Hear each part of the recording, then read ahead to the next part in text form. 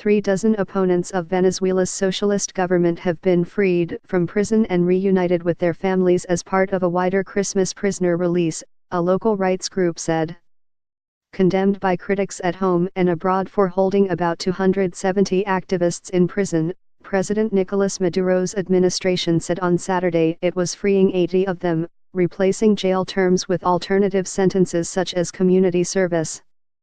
13 were paraded in front of TV cameras at a meeting with a senior official, Delcy Rodriguez. She harangued them for violence and subversion, but also wished them a happy Christmas.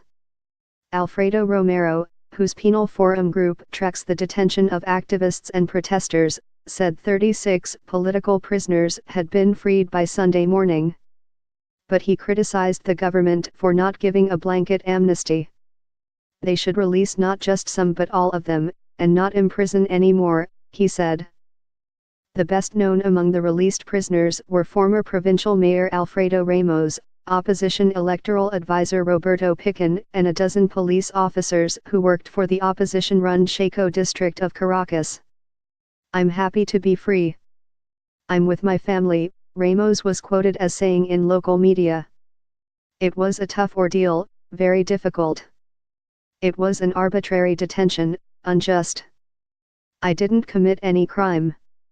Maduro, the 55-year-old successor to Hugo Chavez, rejects the term political prisoners, saying all of the jailed activists were there on legitimate charges of plotting to overthrow his government and promoting violence. About 170 people died during 2 rounds of anti-Maduro street protests in 2014 and earlier this year. Opponents say they are fighting for freedom against a dictatorship that has destroyed the OPEC nation's economy and democracy. Maduro accuses them of being part of a global right-wing plot to topple him in a coup. U.S. Congresswoman Ileana Ros Lehtinen, a fierce critic of the Venezuelan government, called the pre-Christmas releases a hypocritical gesture.